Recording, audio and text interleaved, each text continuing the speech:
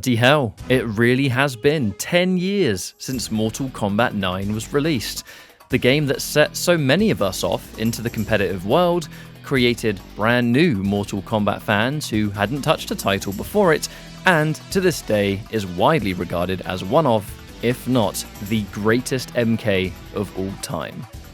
Now, I've covered this game at length in both my MK Meta episode and the Tag episode, so I don't need to dive into any crazy mechanics here, but as it really has been a full decade since this game hit the shelves, I wanted to make this video as almost an appreciation piece on a game that I hold very dear to my heart, a game that quite literally changed my life, and that's no exaggeration, and if anything, to put you into my shoes as a Mortal Kombat fan in the early 2010 to really put into perspective just how and why this game was so impactful to many of us. Okay, so let's wind the clocks back to a time where the latest release was the absolute stinker that was MK vs DC. I know that some people watching this video might have enjoyed it, or maybe it holds a certain nostalgia or something. There are younger players out there that maybe their first game they played was MK vs DC. But the fact is, for most people that played that game, it just wasn't that fun. It had loads of broken stuff that isn't in the good way that broken stuff can add to a game. It had a weird setting that nobody asked for, and it was just crazy censored all the way through, which left it feeling a bit soulless, considering this was the first time that we ever saw MK characters on the current next-gen system. It was all round very disappointing. It even had terrible netcode, right, which still used remnants of the previous 3D games, which didn't even let what would have been a competitive hardcore community play the game as it was designed, and it almost did nothing right. The big issue was that when this game dropped and we were playing it online, trying to enjoy it, we were all more than aware of Midway's continued financial struggles. So imagine loving Mortal Kombat so much that you actively played MK vs DC because it's all you have on next gen, without obviously MK2 on PS3 and Ultimate MK3 on 360, and genuinely feeling like this would probably be the last Mortal Kombat that you ever played. We had the shaky yet fun 3D games, and then this. Things weren't looking good for the future of the franchise, with absolutely zero information over what lied in store for Mortal Kombat's future. The uncertainty was really upsetting in 2008 and beyond.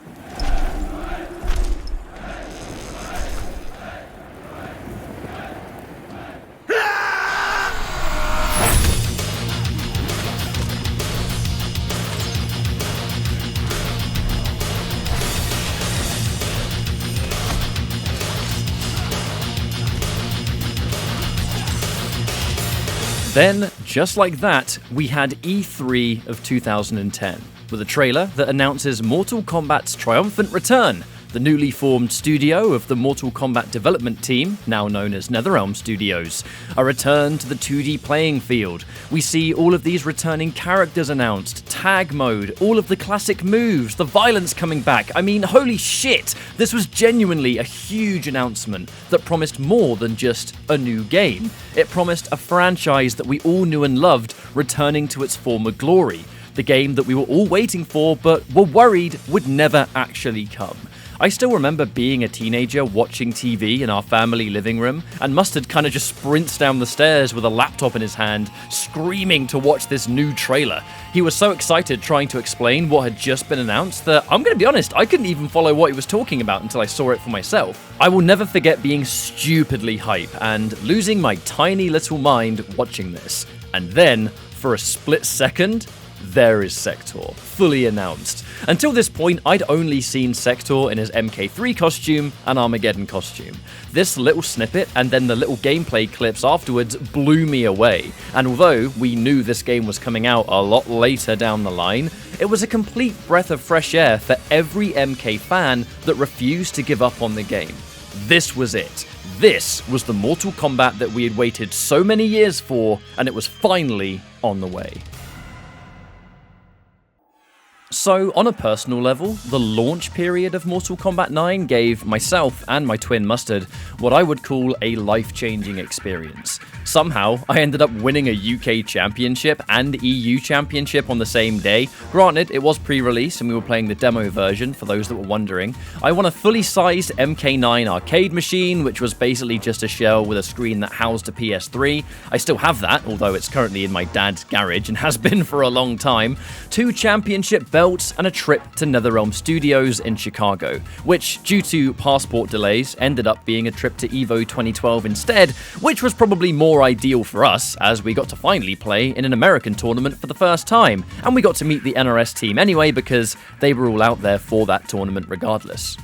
I still have both of those championship belts from that day 10 years ago. The silver one I got for winning the UK event is downstairs in the living room, and the gold belt for winning the European event is behind me. It's that thing right there that I'm pointing towards, and it's actually been in this room for as long as I've been making content from it as a background piece. They are 2 of my most prized possessions, I think, in tournament, but mostly because they signify just how much things would change for me that day, because that really did set the wheels in motion for tournaments, a career path, the world of live events, and more, which has ultimately led me up to where I am right now in my current video game career.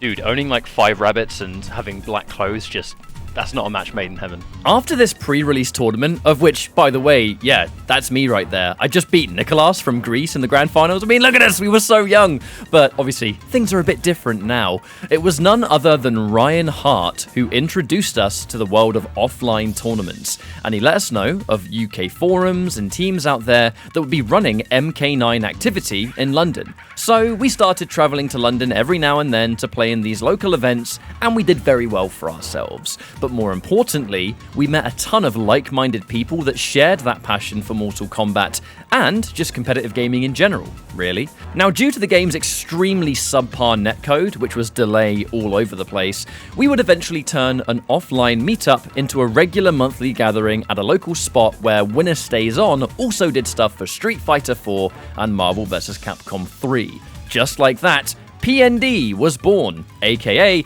Piccadilly Nerf Demanders, as our gathering took place in a part of central London called Piccadilly Circus. UK events would happen, we'd all travel there, play, compete, hang out, you know, all the footage that you're watching comes from those really early tournaments in 2011, so obviously don't judge the gameplay, right? Things are a lot different nowadays.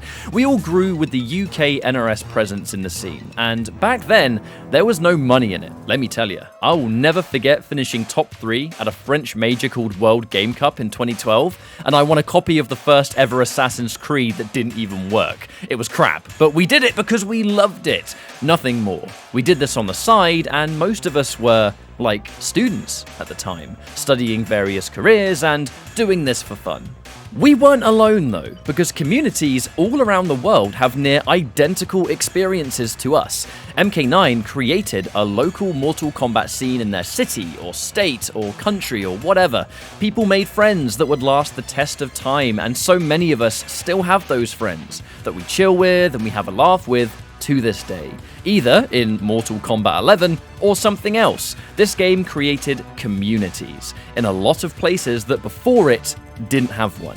That is something truly special. Right, so I want to finish this video touching on just how much of an amazing MK game this was as a Mortal Kombat game, because remember, this was said to be a revival of the franchise. A lot of people were bigging it up as kind of like a return to former glory. The expectations were absolutely through the roof, and we all know that when it comes to games and whatever, not everything out there is able to live up to those expectations. But fortunately for us, this game absolutely did. And let's go over the different modes to cover why this was the case, for me at least. First of all, the story. It is a retelling of a tale that we know very well by now, but with enough new changes to make things incredibly interesting, starting with the events of Armageddon and finishing off after we've gone back in time with the closing events of Mortal Kombat 3. Now, I don't need to dive into too much detail here because you can find all kinds of videos going over the story, cutscenes, or whatever, but considering that we hadn't visited this classic storyline in a very, very long time, it just delivered. Characters got their time to shine, the fight scenes were neat, I liked the cutscenes and all the interactions, some characters stood out to a great amount, and it's just a great all-round presentation of what we all know as Mortal Kombat. Tag mode. Again, there's no need to dive into crazy details here with tag, as I covered this mode extensively in its own video, but back when this was the game to play, tag was an easy way of playing Mortal Kombat 9 with your friends. Friends that might not even play fighting games or know that much about MK9. Perhaps they play other fighting games, but not this one. The best thing about tag was absolutely hands down the social aspect. You can revisit the game now and find all sorts of crazy tech with character combinations and stuff, but when it comes to the fond memories of tag, they generally come from the locals that had tag side tournaments, friends that would just do tag towers against CPU with each other, or sometimes just local 4-player tag where everyone is playing and just mashing buttons. It was one of the greatest memories of casual Mortal Kombat that a lot of us still remember fondly to this day. I personally would love to see this kind of mode return one day, but here's hoping, I suppose. Challenge Tower was a neat way of getting you familiar with different characters and playstyles. Sometimes things get really silly, with strange minigames or objectives. This was a case where the single-player content allowed non-competitive players, or those that really didn't care about grinding to get good, could still play the game and experience a bunch of content that would take a long time to complete. A lot of us would beat the final challenge, where you gotta beat all 3 bosses and Melina in one go with crazy debuffs and all that stuff applied, and I remember feeling like that was just the biggest accomplishment that we'd ever done in a video game. It was really hard for people back then, but it was great seeing people pop off over completing it. This was the Mortal Kombat game that I think really cemented why single-player fighting game content matters, because if you'll notice, MKX, Injustices, and MK11, they all have this plethora of single-player content, and MK9 was the game that started that trend. Now, when it comes to gameplay mechanics, let's not pretend that the game wasn't super broken, alright? We had crazy god tiers, totally unviable bottom tiers, a bunch of characters kind of stuck in the middle, all of the weird bugs that, if we competed at tournaments and paid our own money to travel to these days, would probably frustrate even the most level-headed of us. But because there was so much passion driving us as players, and the fact that, look, we might not even have known better, to be honest, MK9 was so many people's first competitive game that even with the crazy game-breaking glitches, it was hard to compare it to anything when you've only been in the competitive scene for a few years. However, even with the player one advantage, the meter drain glitch, the input bug and more, the game was still just really fun to play at its base. The universal movement, the damage hitting as high as it did, the fact we had so many classic playstyles but in a new light, with characters that we hadn't seen in so long. The game was basically non-stop fan service, even for those on the hardcore side. Classic combos that we grew up doing would all work in MK9. You remembered something about an old school character? Chances are they had it or could pull it off in MK9 too. No matter the generation of MK fan, MK9 had you covered. And that was a level of familiarity that really made you feel like you were back home. This was the Mortal Kombat that you remembered. Nothing like the previous game that just didn't really tick any boxes, but with so many foundations in both gameplay and community that this was only the beginning, and we had no idea just what would come in the next 10 years. I really didn't want to make this video too long, but I wanted to try and put things into perspective, compared to how things were back when MK9 was but a whisper. We went from a crazy, uncertain future of the franchise to a complete revival and foundations laid that would span MKX, MK11, both Injustice games, and a hell of a lot more. It's insane how in 10 years, so much has happened. And MK9 is often widely regarded as the worldwide starting point for those that didn't have an arcade scene to grow from, which, believe me, was a lot of us. Thank you, Mortal Kombat 9. Thank you to NetherRealm Studios, and thank you, the community, for your forever growing passion for Mortal Kombat. Now, to celebrate, let's all revisit MK9 today for old time's sake. Just try not to bump into a Cabal, or get hit by a Cyrax net or something. See ya! No one leaves the Lin Kuei.